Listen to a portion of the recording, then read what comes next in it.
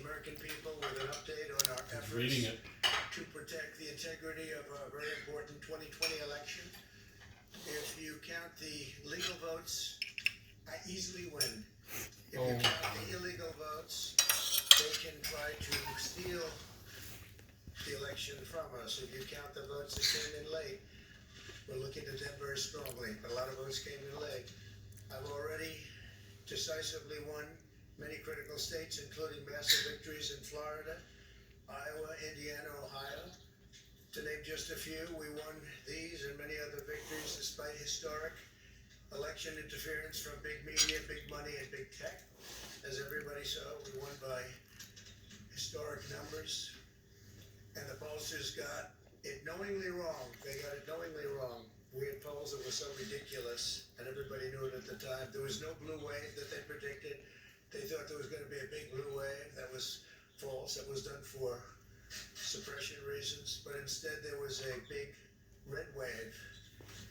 And it's been properly acknowledged, actually, by the media. They were, I think, very impressed. But that was after the fact. That doesn't do us any good.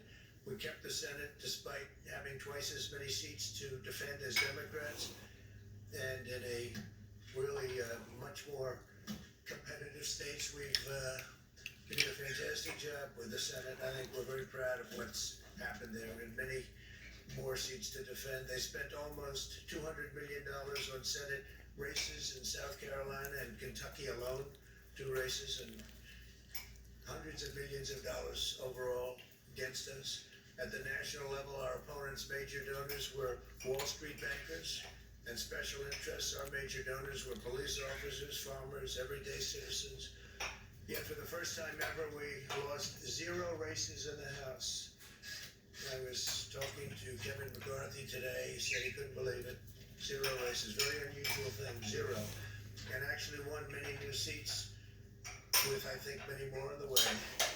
This was also the year of the Republican woman. More Republican women were elected to Congress than ever before. That's a great achievement.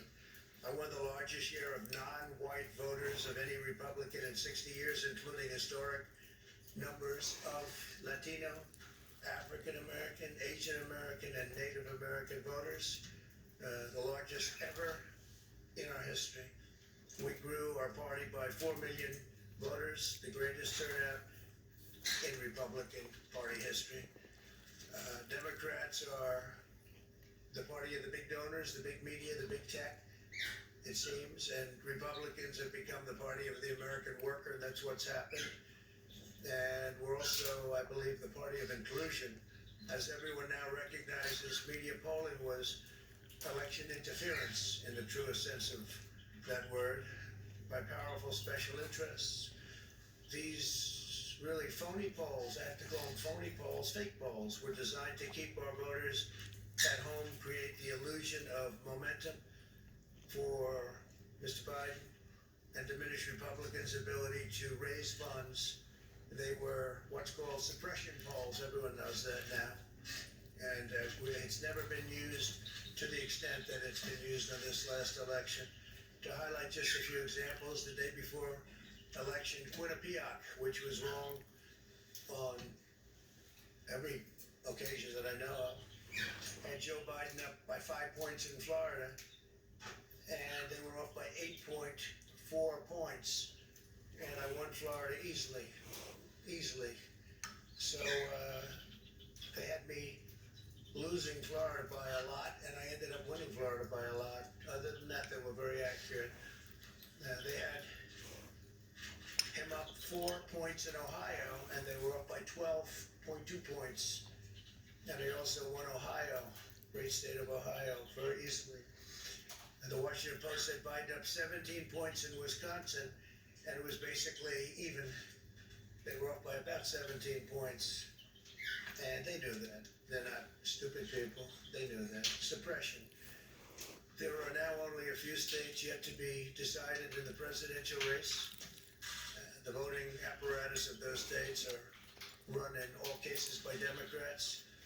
We were winning in all the key locations by a lot, actually. And then our numbers started miraculously getting whittled away in secret. and they wouldn't allow legally permissible observers. We went to court in a couple of instances, and we were able to get the observers put in, and when the observers got there, they wanted them 60, 70 feet away, 80 feet, 100 feet away, or outside the building to observe people inside the building.